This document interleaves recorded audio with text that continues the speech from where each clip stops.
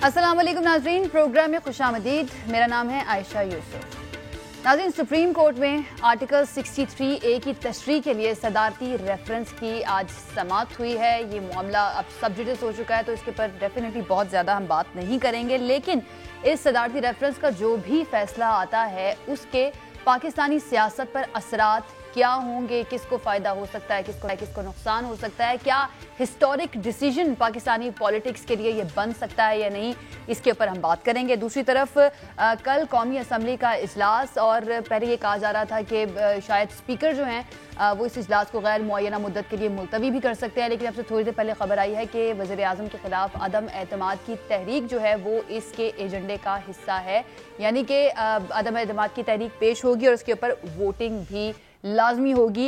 ये चीज़ क्लियर हो गई है कि स्पीकर इस इजलास को मुलतवी नहीं करेंगे।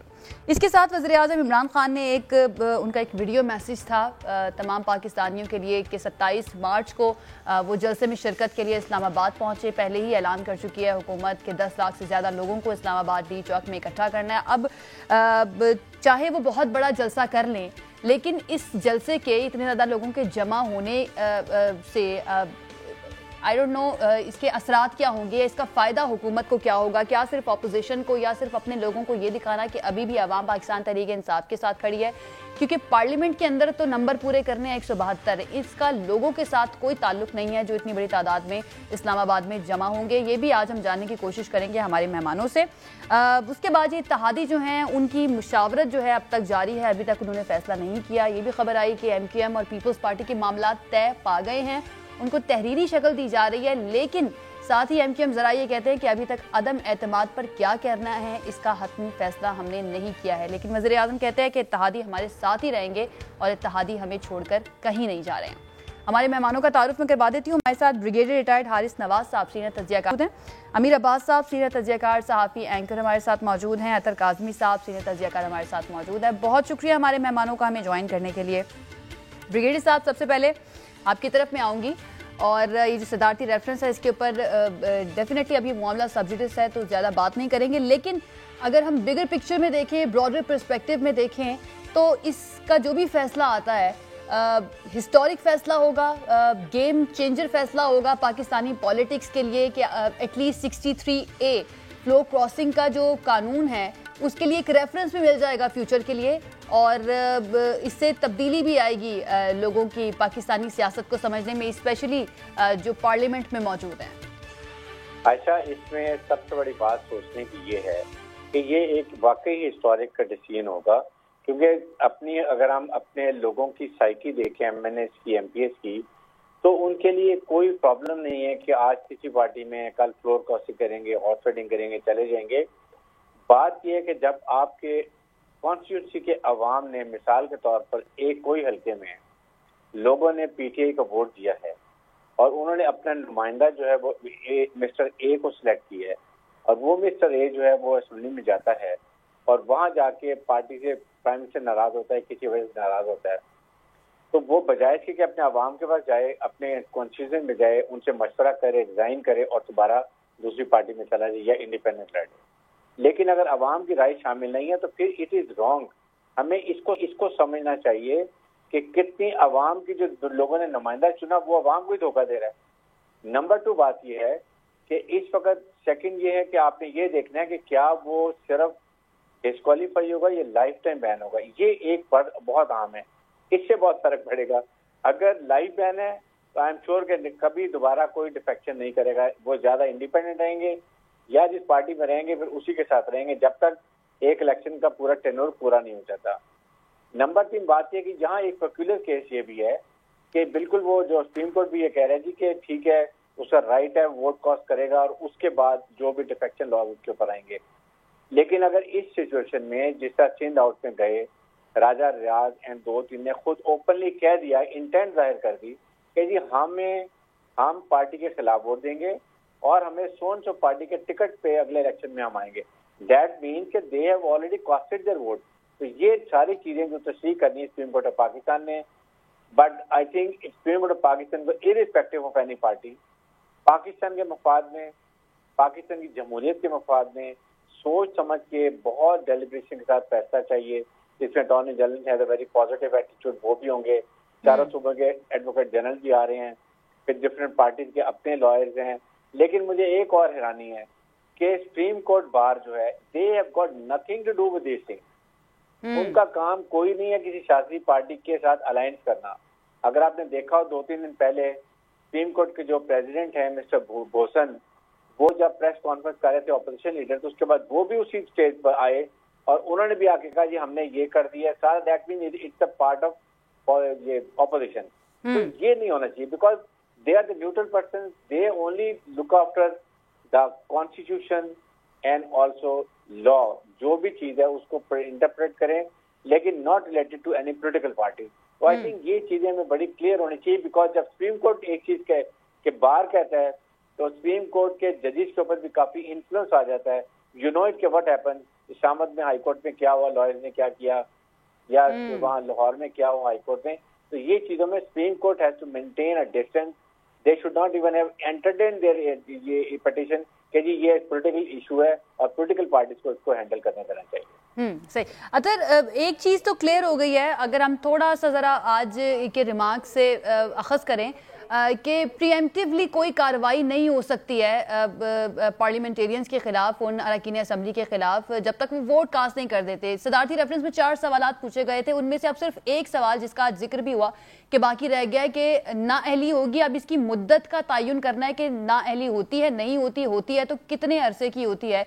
यानी कि बाकी 3 सवाल जो थे कि वोट कास्ट करने दिया जाएगा मुनहरिफ रुकन को या नहीं, वोट शुमार होगा या नहीं, 3 सवाल क्लियर हो गए हैं। अब आखिरी जो है सवाल के नाअहली ताहयात होगी या कुछ अरसे के लिए होगी, वो बाकी रह गया है। वो सवाल बड़ा इंपॉर्टेंट होगा अरकान असम्बली के लिए, क्योंकि उनके पॉलिटिकल करियर, उनके फ्यूचर का सवाल है और डेफिनेटली उसका फैसला आएगा। तो आपको लगता है कि वो इतना पावरफुल होगा कि उसकी बेस पर वो फैसला करें कि उन्होंने क्या करना है, अपनी पार्टी के हक में ही वोट करना है पार्टी इंस्ट्रक्शंस के मुताबिक या नहीं? देखिए, जहां तक ये ताल्लुक है कि क्लियर हो गया, अभी तक हमने सिर्फ कमेंट्स सुने हैं। मोजेस जज साहिबान ने अपने अपने उसके ऊपर कमेंट्स दिए, कोई फैसला नहीं दिया, इसलिए कि जब समाअत हो रही होती है मुख्तलिफ जज साहिबान मुख्तलिफ कमेंट्स देते हैं, तो अभी तक उन्होंने हतमी राय कोई कायम नहीं की। हतमी राय वो होगी जो फैसले में वो लिखेंगे। तो अभी तक कोई चीज भी क्लियर नहीं है। ये सारी चीजें वो हैं जो समाअत के दौरान वो अपना इज़हार ख्याल करते रहे, कमेंट्स देते रहे। तो ये तो आगे जाके पता चले। जहां तक ताहयात नाअहली का ताल्लुक है, देखें यकीनन ये एक ऐसी चीज होगी जिसके बाद बहुत सारे लोग सोचेंगे, इसलिए कि हमने ये देखा कि ये हमारी सियासत का एक अनफॉर्चुनेट हिस्सा रहा है कि जो बहुत सारे इलेक्टेबल्स हैं वो पार्टीज भी चेंज करते हैं। लेकिन हुआ ये था कि कुछ अरसे से वो जो सारी चेंजेस वगैरह होती थी ना, वो इलेक्शन से पहले हो जाती थी। ये बड़े अरसे के बाद हम ये अपने बदसूरत सीन्स देख रहे हैं कि वो जो छांगा मांगा की सियासत थी अब वो दोबारा दोहराई जा रही है। सिंध ने वफाक के ऊपर चढ़ाई की हुई है, सिंध की हुकूमत के रिसोर्सेज यूज हो रहे हैं, सिंध हाउस यूज हो रहा है। और जिस तरह हमारी जो सियासी तारीख है जिसमें छांगा मांगा हमेशा याद रखा जाएगा, अब उसमें सिंध हाउस का भी एडिशन हो गया। और ये बड़ी अनफॉर्चुनेट चीज है कि सिंध का नाम और सिंध हाउस का नाम इस चीज के साथ जोड़ा जा रहा है। और उसके साथ फिर हमने ये भी देखा कि माजी के अंदर ये सारी चीजें छुप के होती थी, कोई इसमें शर्म होती थी, कोई लिहाज होता था। जो लोग अपना वोट बेच रहे भी होते थे या फिर कोई पार्टी स्विच भी कर रहे होते थे, वो सामने नहीं आते थे। इस दफा तो उनको मीडिया बुला बुला के उनके इंटरव्यूज दिलवा रहा है, उनसे जो है कस्में खिलवाई जा रही हैं। हमने देखा जब पीटीआई के एमपीएस ने अपने वोट बेचे थे, उस वक्त भी कुरान के ऊपर कस्में खाई गई, कुछ अरसे के बाद वीडियो सामने आ गई। तो ये बड़ा अनफॉर्चुनेट है। ये जो ताहयात नाअहली वाला पॉइंट है, आई थिंक ये एक तरह से डिटरेंट साबित होगा, लेकिन मुझे कोई ज्यादा उम्मीद नहीं है कि कोई इतना कोई तारीखी फैसला आएगा सुप्रीम कोर्ट से। अच्छा, ज्यादा उम्मीद नहीं है। अमीर अब्बास, आपको भी ऐसा ही लगता है? फैसले में से सिर्फ एक ही चीज ऐसी हो सकती है कि जिससे हुकूमत को फायदा हो सकता है, और वो चीज ये है कि अगर सुप्रीम कोर्ट ये तशरीह कर दे कि लाइफ टाइम डिस्क्वालिफिकेशन होगी या एक आने वाले 5 साल या एक इलेक्शन के लिए डिस्क्वालिफिकेशन होगी, सिर्फ इसी सूरत में आप डिटरेंस क्रिएट कर सकते हैं, लोगों को इनहराफ करने से रोक सकते हैं। वरना तो आप समझे कि इमरान खान साहब की पार्टी इज ऑलमोस्ट ओवर। हाँ, अगर ये फैसला आ जाए कि जो डिफेक्शन क्लॉज में आएगा वो इतने अरसे के लिए नाअहल हो जाएगा, तो फिर जारी बात है ये लोग चूंकि बहुत लालची लोग हैं हमारी पार्लियामेंट में बैठे हुए, इनको दौलत की भी हवस होती है, इनको इक़्तिदार की भी हवस होती है। और जैसे मछली पानी के बगैर बाहर तड़पती है, इसी तरह ये असेंबलियों के बाहर तड़पते हैं। असेंबली आप समझ लें कि जैसे कोई मरीज वेंटिलेटर की अहमियत होती है ना एक मरते हुए शख्स के लिए, उस तरह इनके लिए असेंबलियों की अहमियत है। तो अगर ये इतने बावसूल हैं और आज ये कहते हैं कि हम नहीं चल सकते इमरान खान के साथ और इमरान खान ने हमें कुछ नहीं दिया, उसने मुल्क का बेड़ा गर्क कर दिया, तो फिर देखेंगे ना कि जब सुप्रीम कोर्ट डिस्क्वालिफिकेशन की मुद्दत का तयन करेगी तो ये वापस इमरान खान की झोली में आते हैं या फिर ये अपने उस पहले वाले मौके पर जो ज़मीर का मौक़िफ़ है, जमहूरियत का मौक़िफ़ है, उस पर कायम रहते हैं। और अमीर अब्बास यहाँ पर ये भी इम्पोर्टेंट है ना कि अगर ये वापस आते हैं तो फिर क्या वज़ीर आज़म या पाकिस्तान तहरीक इंसाफ इनको उसी तरह से कबूल करेगी और फिर इनका फ्यूचर क्या होगा पाकिस्तान तहरीक इंसाफ में?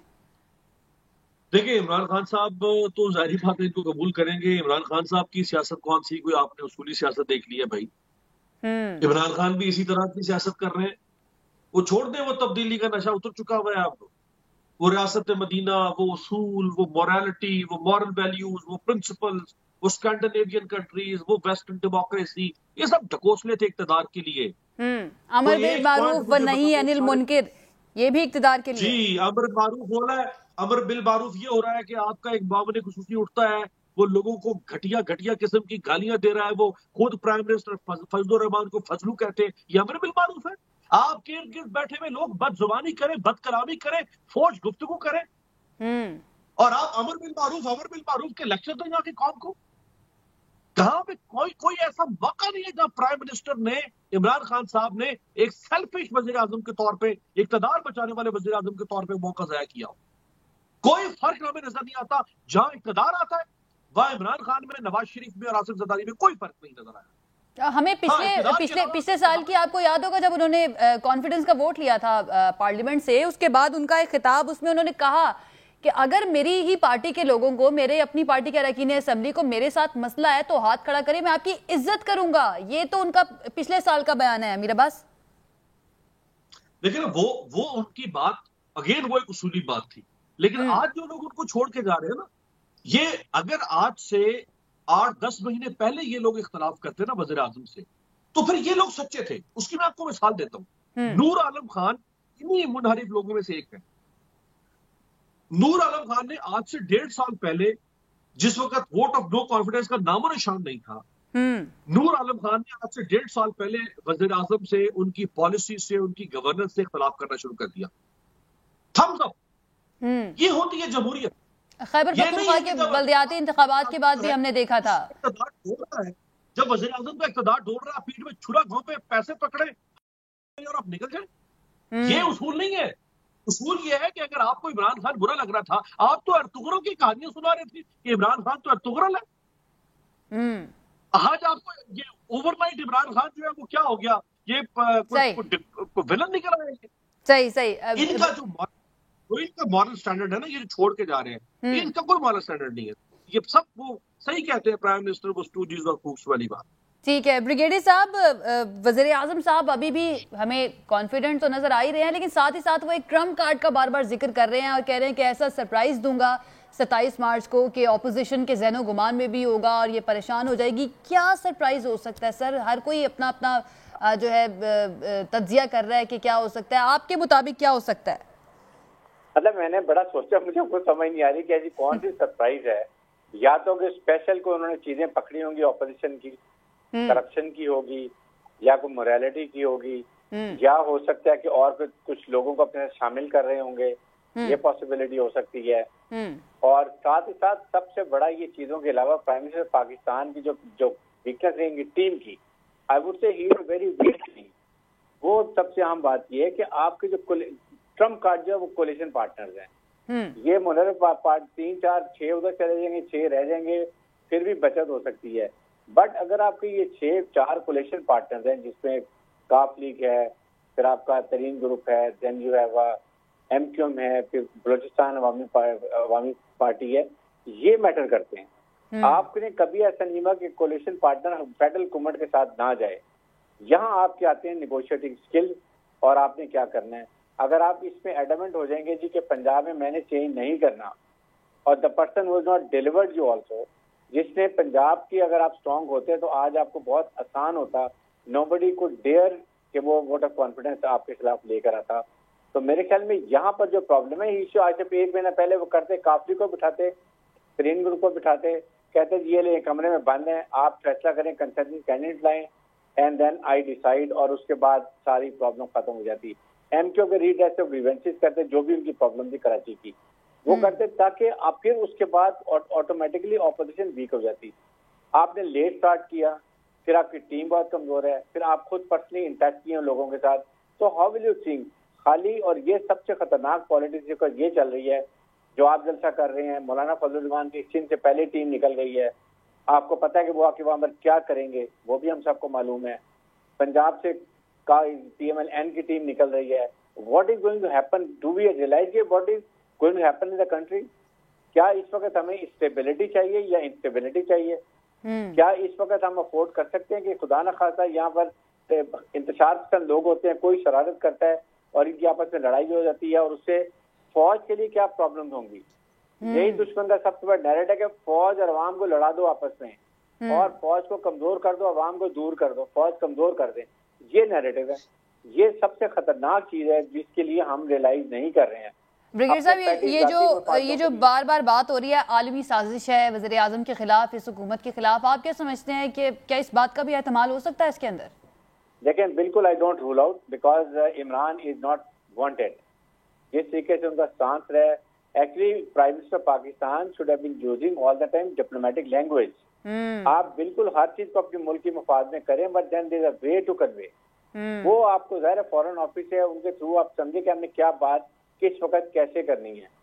अगर आपको यूरोपियन यूनियन ने बात कह दी है जी कि आप यूक्रेन की फेवर में स्टेटमेंट है, then there is a way to do it. उनको आप लेटर के थ्रू उनको इन्फॉर्म कर दें और उनके एम्बेसडर को बुला के बता दें।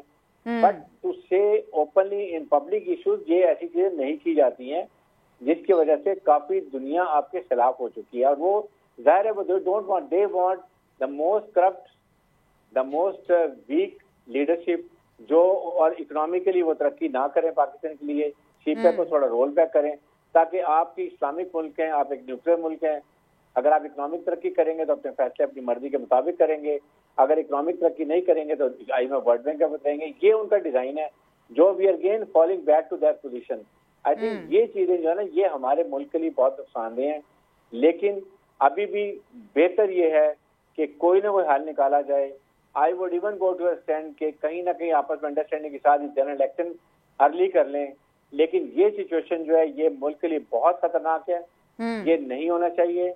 इसमें कोई इंतशार करेगा, इवन कोई फॉरेन कंट्री के एलिमेंट किसी के साथ मिलकर करेंगे, तो what is going to be the rate, I think we can all well imagine. ये हमारे लिए नहीं होना चाहिए। आई विश के इसके ऊपर जो भी चीजें मैनेज कर सकते हैं उनको करना चाहिए, और ये ऐसे मौका निकाल देना चाहिए। सही है। अतर यही सवाल आपसे भी कि वज़ीर आज़म के पास ऐसा कौन सा सरप्राइज है? ब्रिगेडियर साहब ने दो बातें की कि हो सकता है कि करप्शन के कुछ सबूत हों, या फिर हॉर्स ट्रेडिंग जो हुई उसकी हो सकता है कोई वीडियो हो। लेकिन अगर ये वीडियो सामने आ भी जाती हैं तो अखलाकी तौर पर एक प्रेशर आएगा। इसका फायदा आपको लगता है कि नो कॉन्फिडेंस मोशन के अंदर इस हुकूमत को हो सकता है? देखिए, जहां तक इखलाकी प्रेशर का ताल्लुक है, सियासत को छोड़ दें, मैं मीडिया पे आ जाता हूँ। हम में से कितने लोगों ने उनके खिलाफ प्रोग्राम किए हैं या उनकी इखलाकियात पे सवालात उठाए हैं, जिन्होंने इमरान खान को छोड़ा है, कुछ लोगों को छोड़ के। दुनिया में कोई मीडिया ऐसा होगा कि जिन लोगों ने वोट बेचे हुए उनके साथ जाके सहाफी खाने खा रहे हैं, उनके साथ जाके इंटरव्यू कर रहे हैं, उनको एक तरह से वो मोज़ेज़ साबित करने की कोशिश कर रहे हैं। अब मियां साहब के हवाले से हमारे कुछ सहाफी दरखास्त लेके पाकिस्तान की अदालत में चले गए। मियां साहब लंदन में बैठे हुए, इसलिए कि हमारे सहाफी कहते हैं कि उनको पाकिस्तानी मीडिया के ऊपर आने दिया जाए, पर मियां साहब लंदन में बैठे हैं, वो BBC को क्यों नहीं इंटरव्यू देते? वो किसी और बैनुल अक़वामी इदारे को क्यों नहीं इंटरव्यू देते? BBC ने उनको कितनी दफा अप्रोच किया है, इसलिए कि उनको पता है कि वहां पे फुल टॉस नहीं मिलेगी, वहां पे इस तरह के नरम नरम क्वेश्चन नहीं होंगे। वो पूछेंगे कि भाई आप पे जो इल्जामात हैं, दुनिया में किसी मुल्क में ऐसा होता है कि जिन लोगों के ऊपर इस तरह के इल्जामात हों, वो टीवी पे बैठ के शाम को हमको इखलाकियात का दर्स दे रहे हो, वो शाम को हमें जमहूरियत की बात समझा रहे हो। शहबाज शरीफ साहब आज सुप्रीम कोर्ट में बैठे हैं, ये वही सुप्रीम कोर्ट है जिसके ऊपर नून लीग ने हमला किया, ये वही शहबाज शरीफ साहब हैं जो जस्टिस क्यूम को को फोन करके फैसले लिखवाते थे। आज ये बातें हो रही हैं, उनसे पूछा जा रहा है मीडिया पे बैठा के, अगर आप वजीर आजम बन गए तो आप क्या करेंगे। मतलब हमारा अपना किरदार क्या है, हमारे कितने असूल हैं, हमारी कितनी इखलाकियात हैं। तो हमारे मीडिया, मैं तो मीडिया की बात कर सकता हूँ ना। जहां तक इमरान खान साहब का ताल्लुक है, देखें इमरान खान साहब की हुकूमत में बहुत सारे मसाइल होंगे, उनके अपने भी बहुत सारे मसाइल होंगे, लेकिन अगर उनका अपना इक़्तिदार बचाना ही मकसूद है और वो भी जरदारी हैं और वो भी नवाज शरीफ हैं, तो वो तो आज एक साइन करके किसी इत्तेहादी को गवर्नर बना सकते हैं, किसी को वज़ीर आला बना सकते हैं, बचा लें अपनी हुकूमत। बात ये नहीं है, हमें थोड़ा सा फर्क करना पड़ेगा। ऑब्वियसली इस हुकूमत के अंदर भी राजा रियाज साहब ने इल्जाम लगाया, वो कह रहे हैं कि मुझे साथ रहने के लिए 3 अरब रुपए की ऑफर हुई थी। मतलब राजा रियाज को अगर 3 अरब, अगर राजा रियाज साहब को 3 अरब कोई दे रहा है तो फिर उस हुकूमत को घर ही चले जाना चाहिए। मतलब कि इल्जाम भी राजा साहब ने थोड़ी ज्यादती कर दी है। मतलब कि अब आपको भी पता है कि राजा साहब को अपने कितने वोट पड़े थे जब पिछले 2013 के इलेक्शन में, जब वो बल्ले के निशान के ऊपर उन्होंने इलेक्शन लड़ा, कितने वोट पड़े थे। अब इन लोगों को जो वापस लाने की बात हो रही है, ये इन लोगों की वापसी की बात नहीं है, ये वो लाखों वोट हैं जो लोगों ने इमरान खान और बल्ले के निशान पे दिए हैं। ठीक है, ये राजा रियाज 1 लाख वोट घर से तो नहीं लेके आए थे ना। तो ये भी एक समझने की चीज है। असूल जरूरी हैं, बहुत अच्छी बात है, लेकिन जब जिस तरह का आपका पूरा माहौल है, जो मैंने आपको चीजें बताई, क्या इसके अंदर सिर्फ एक शख्स उसी के ऊपर सारे असूल और ज़ाब्ते हम नाफिज करेंगे? तो इसी के अंदर उन्होंने सियासत करनी है। जहां तक इत्तेहादियों का ताल्लुक है, ब्रिगेडियर साहब कह रहे थे वो ट्रंप कार्ड है। मेरी नजर में भी जो इत्तेहादी हैं, जब तक वो खान साहब के साथ हैं, उनकी हुकूमत को गिराना मुश्किल होगा। लेकिन इत्तेहादियों का मसला ये है कि जब तक मुशावरत उनको फोन नहीं करेगी और उनको नहीं बताएगी कि आपने खान साहब के साथ रहना है, तो उनकी मुशावरत चलती रहेगी। मुशावरत चलती रहेगी, और ये मुशावरत इसीलिए तो अभी तक नहीं चल रही कि फोन नहीं आया। ये मैंने वही कहा है कि जब तक मुशावरत खुद सही इंतजार किया जा रहा है। ठीक है, एक ब्रेक लेते हैं, ब्रेक से वापस अमीर अब्बास की तरफ यही सवाल लेके जाएंगे। Stay with us. जी वेलकम बैक नाज़रीन। अमीर अब्बास, यही सवाल आपसे भी, क्या ट्रंप कार्ड है वज़ीर आज़म के पास? क्या सरप्राइज ऐसा है 27 को, क्या ऐसा वो कर सकते हैं जिसका फायदा इस हुकूमत को होगा? देखिए, मुझे तो लग रहा है कि उनके पास ये ट्रंप कार्ड होगा कि उनके पास कोई ट्रंप कार्ड नहीं। वो सिर्फ अपना एक कॉन्फिडेंस शो करना चाहते हैं लोगों के सामने। उनकी एक बड़ी लॉन्ग स्ट्रगल है पाकिस्तान में पॉलिटिक्स के लिए। वो सियासत के उतार चढ़ाव को बड़े करीब से उन्होंने देखा है। वो दुनिया के बहुत बड़े स्पोर्ट्समैन रहे हैं। वो सिर्फ अपने कॉन्फिडेंस को इंटैक्ट रखना चाहते हैं। वो नहीं चाहते कि वो लोगों के सामने अपने आप को शिकस्त खुर्दा दिखाएं, कमजोर दिखाएं, हारा हुआ शख्स दिखाएं, इक्तदार से जाता हुआ शख्स दिखाएं। वो चाहते हैं कि वो अपने वोटर्स को इंटैक्ट रखें, उनके मोराल को हाई रखें, और उनकी जगह पे कोई भी होता वो यही करता, और उनका राइट है, वो बिल्कुल ठीक कर रहे हैं।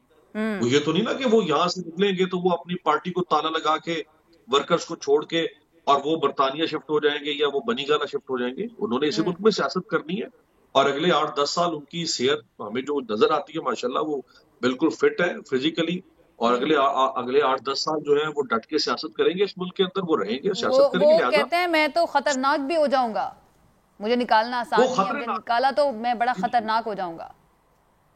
जी, वो ये भी वो ठीक कहते हैं। वो इसलिए ठीक कहते हैं क्योंकि उनके पास कोई ऑप्शन नहीं होगा ना, और आपने उनके सारे स्टेक खत्म कर दिए। स्टेक होता है जब आप पॉलिटिक्स, जब आप पावर में हैं, आपका स्टेक होता है कि आपको पावर छीन ना जाए। जब आपने एक आदमी से पावर ले ली, पावरलेस कर दिया उसको, तो अब वो लड़ेगा ना। अब वो जलसे करेगा, लॉन्ग मार्च करेगा, ऑपोजिशन करेगा, महंगाई पे शोर मचाएगा। क्या महंगाई शहबाज शरीफ ने कंट्रोल करनी है? 0/0। क्या गवर्नेंस ठीक हो जाएगी? 0/0। क्या पीपल्स पार्टी और नून लीग मुल्क में अदालती इस्लाहत लेकर आएंगे? 0/0। तो ये सारे इश्यूज वैसे ही रहेंगे ना, और इमरान खान इन इश्यूज को एक्सप्लॉइट करेगा जैसे उसने 2018 से पहले किया था। तो ये एक ऐसा सर्कल है जिसमें हम घूमते रहेंगे। पिसेगा कौन? पाकिस्तान।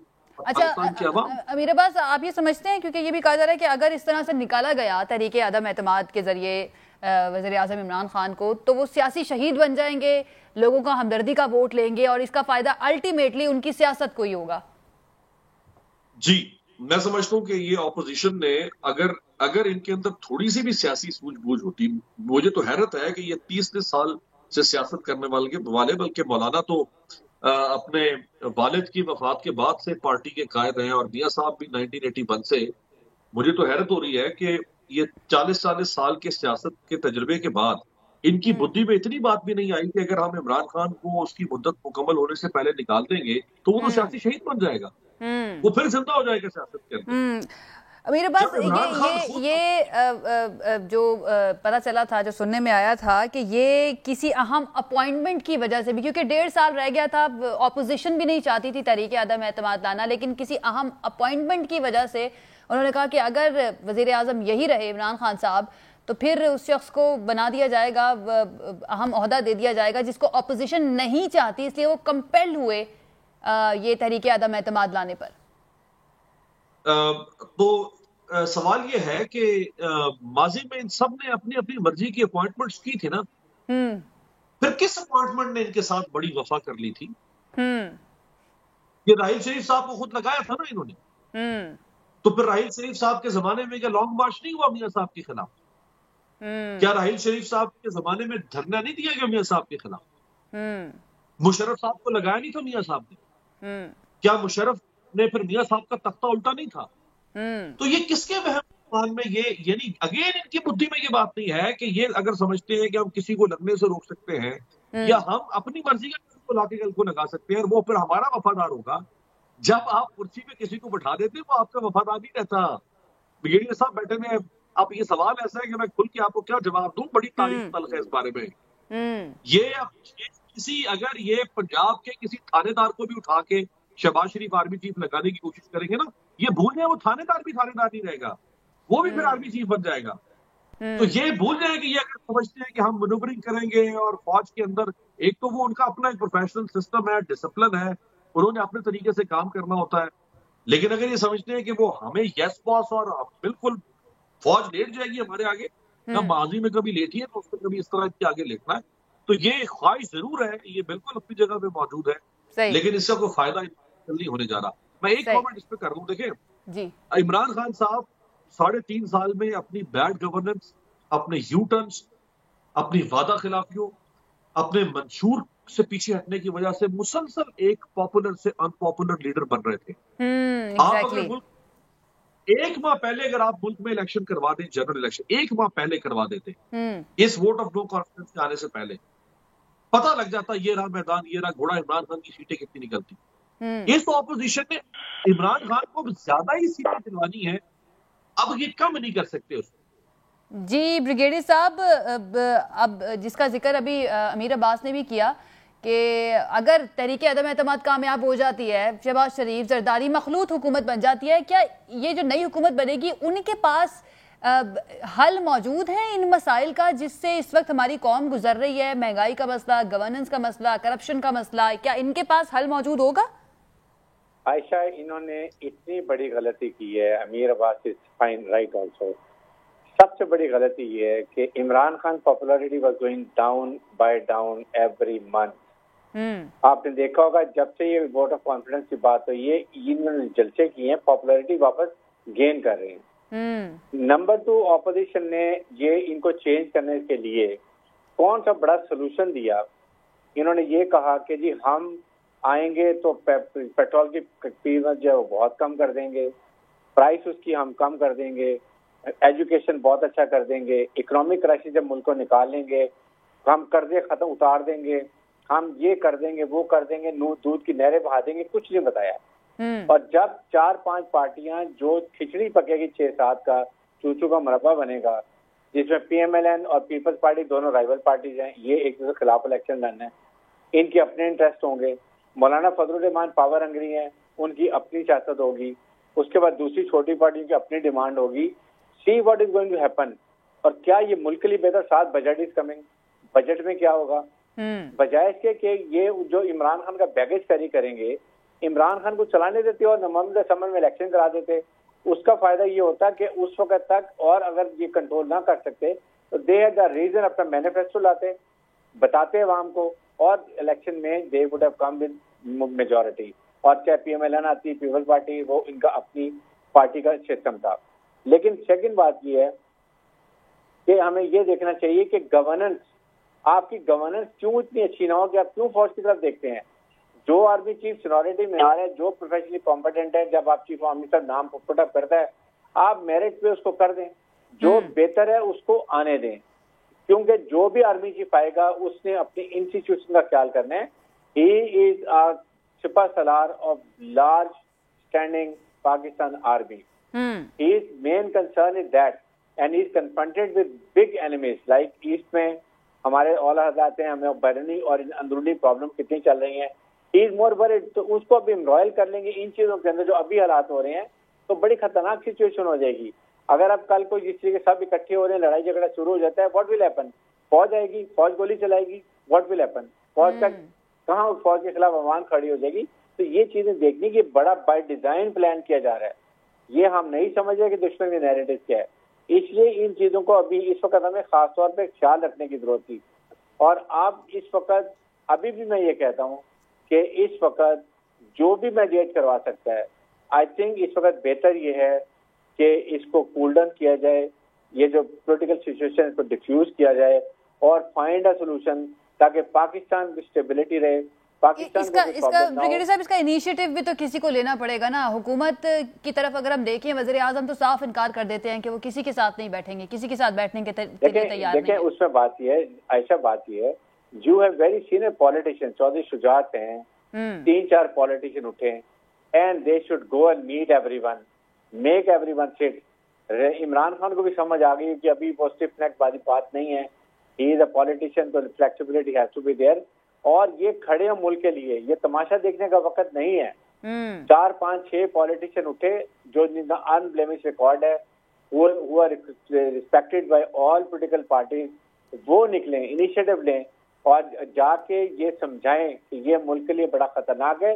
दुश्मन यही चाहता है, Iraq, Libya, Syria, Afghanistan, Yemen, ये व्हाट इज हैपनिंग, ये वहां उन्होंने कामयाब हो गए इन चीजों के अंदर, क्योंकि फौज कमजोर थी।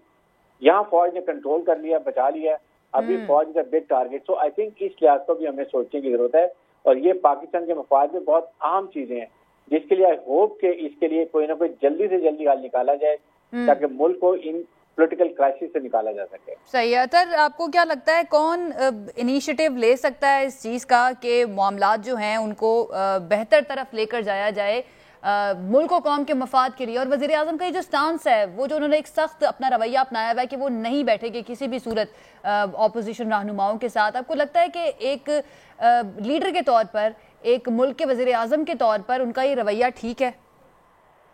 देखिए, जहां तक ये ताल्लुक है कि जो जिक्र हुआ आर्मी चीफ की तैनाती का, उसके हवाले से एक सीनियर सहाफी ने खबर वगैरह भी दी कि मुस्लिम लीग नून के तहफ़्फ़ुज़ात हैं, ऑपोजिशन के तहफ़्फ़ुज़ात हैं। मतलब जब उनकी हुकूमतें थी, उन्होंने अपने आर्मी चीफ लगाए जिसको उन्होंने लगाना था।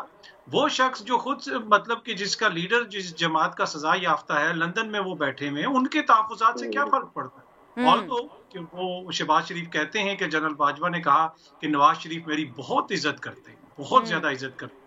वो जो 3 साल से इज्जत हो रही थी वो आपने भी सुनी, मैंने भी सुनी और देखी भी।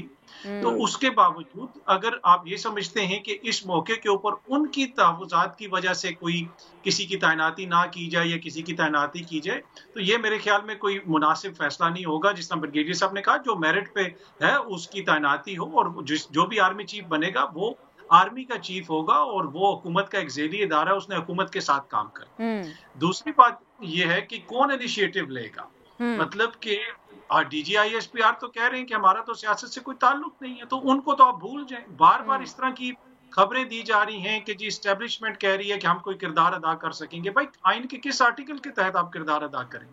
एस्टेब्लिशमेंट का तो कोई काम नहीं, सियासतदानों ने खुद करना है। और ये जो सारी इतनी ज्यादा मुल्क के अंदर इस तरह का सियासी बहरान पैदा हुआ है, मैंने आपको पहले भी कहा था कि ये तो मुशावरत, एक दफा फोन करते इत्तेहादियों को तो ये बहरान खत्म हो जाएगा। तो जिन्होंने बहरान पैदा किया हुआ है वो खत्म करें ना इस बहरान को। ये इसलिए कि इमरान खान साहब को पता चल गया है कि मुझे अगर कोई रिलीफ मिलेगा तो वो आवाम से रिलीफ मिलेगा। उनकी नजर में 2 मॉडल हैं, हुगो शावेज और उर्दगान। जब तक आवाम उनके पीछे होगी तो उनको वो मिल जाएगी, वो इक़्तिदार में रहेंगे। और इसी वजह से वो 27 तारीख को जो लोग इकट्ठे कर रहे हैं, ये असाब की जंग है। इमरान खान साहब को दबाने की कोशिश की जा रही है। लोगों के अपने अपने मुतालबात हैं, ऑपोजिशन ने भी मुतालबात रखे हैं। अब इस तरह की खबरें दी जा रही हैं कि जी हम बातचीत करवा लेंगे।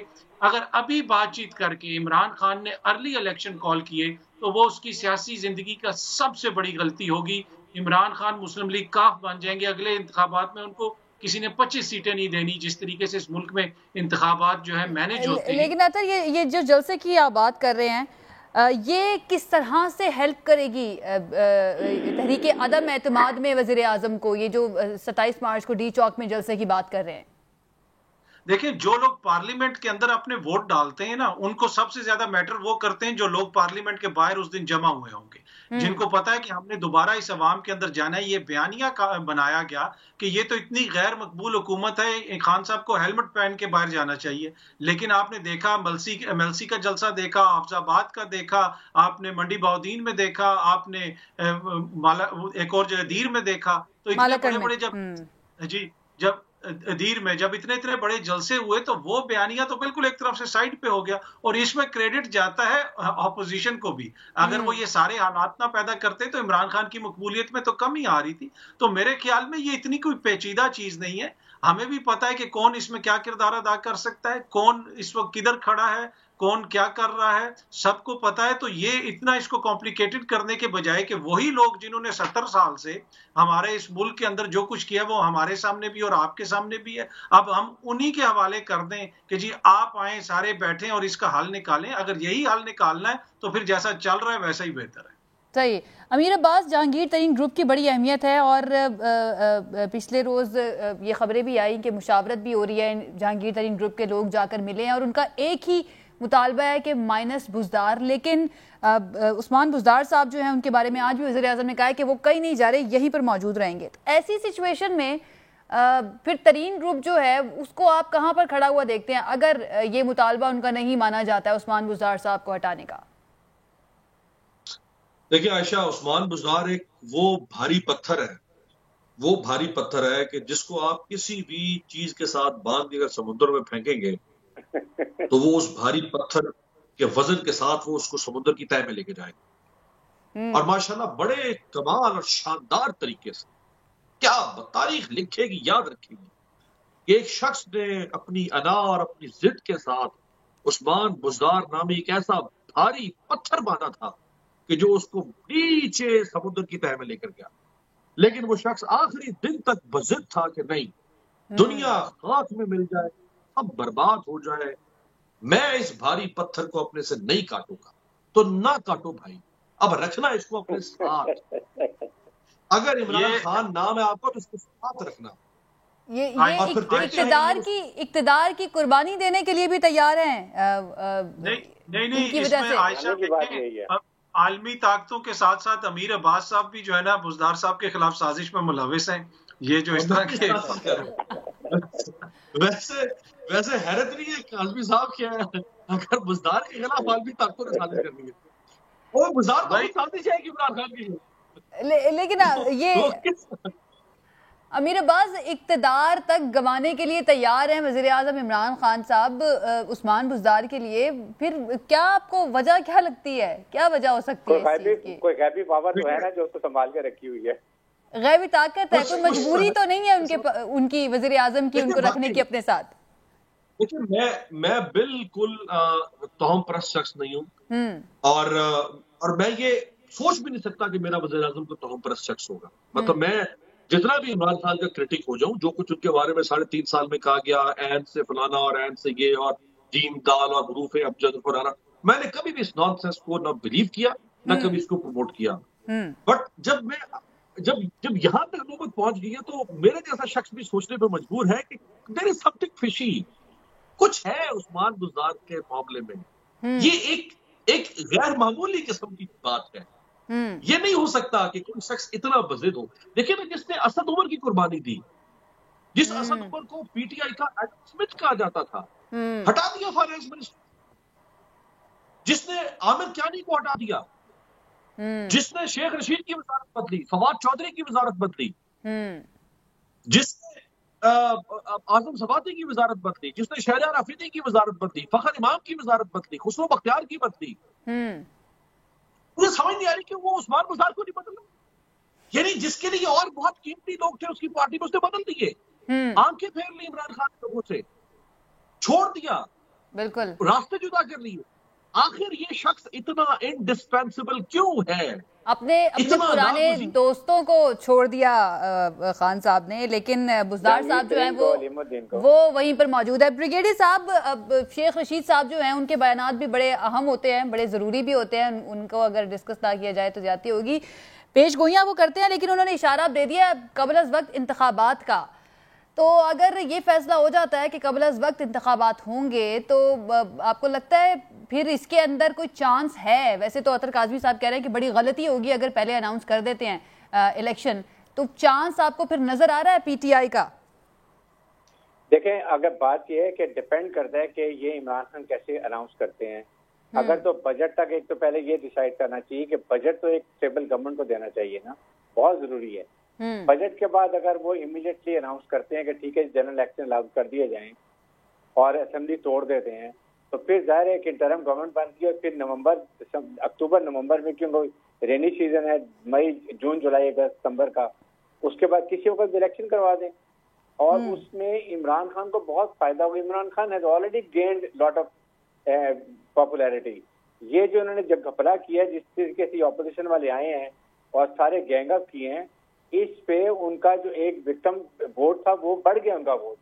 आपने देखा किस तरीके से उनको पॉपुलैरिटी मिल रही है और उनका जो एक नैरेटिव था वो उन्होंने बिल्ड कर लिया है कि मेरे खिलाफ, क्योंकि मैंने करप्शन में इनसे बार्गेन नहीं कर रहा, एनओ नहीं दे रहा, सब मिल गए हैं, ये कर दीजिए। उनका शुरू का नैरेटिव था वो दोबारा रिफ्रेश होकर सामने आ गया है। कोई बात नहीं कर रहा है कि महंगाई है, कोई बात नहीं कर रहा है कि प्राइस डॉलर की कहाँ जा रही है, कोई बात नहीं कर रहा है कि पेट्रोल की प्राइस कहाँ पर है। Everybody is worried about what is happening next day. तो ये अल्टीमेटली जो उनकी वीकनेस थी उसको उन्होंने फायदा उनको पहुंचा दिया ऑपोजिशन ने। और इस पे सबसे बड़ा हाथ जो तबाह करने का मौलाना फजलुर रहमान का है, क्योंकि he was a power hungry man, he remain the power hungry man. और पावर के लिए उन्होंने बार्गेनिंग की है सबसे, जी मुझे क्या बनाया जाएगा, मेरी पार्टी को क्या मिलेगा, कहाँ का गवर्नर मिलेगा, प्रेसिडेंटशिप कहाँ की मिलेगी, ये बातें करके ये सारा कुछ किया गया है। बहुत नुकसान हुआ हमारे मुल्क को।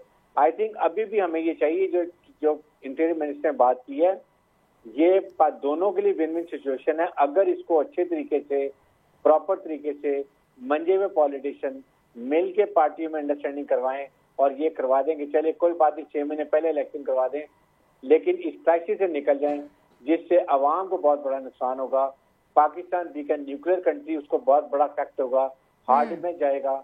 और फिर वो जो उनका इंप्रेशन है कि रेडिकलाइजेशन, फिर nuclear power can fall into the hand of steaming element, सारी चीजें दोबारा उभर के आती जाएंगी। इसलिए इस वक्त ये बहुत जरूरी बात है कि कहीं ना कहीं इसको सिचुएशन को डिफ्यूज किया जाए और इसको पॉइंट ऑफ नो रिटर्न पे ना लेके जाया जाए। जमहूरियत मुल्क के लिए बहुत जरूरी है, लेकिन मैं तो इवन कहूंगा उसके बाद ये जो हमारा पार्लियामेंट्री सिस्टम है ये नहीं चल सकता। या तो बहुत अच्छी इलेक्टोरल रिफॉर्म्स लेकर आए, जहाँ पर एमएनए और एमपीएस के लिए बहुत बड़े अच्छे मैंडेट बना दीजिए कि क्या उनके लिए क्वालिफिकेशंस होंगी। अदरवाइज पाकिस्तान के लिए बेस्ट सिस्टम जो प्रेसिडेंशियल फॉर्म है, जिसके अंदर आप हाईजैक नहीं होते एमएनए एमपीएस से, आप 22 करोड़ अवाम में से आप अपने मिनिस्टर चुन सकते हैं, टेक्नोक्रेट्स ले सकते हैं। MNA MPs are there only for legislation, कानून साजी के लिए।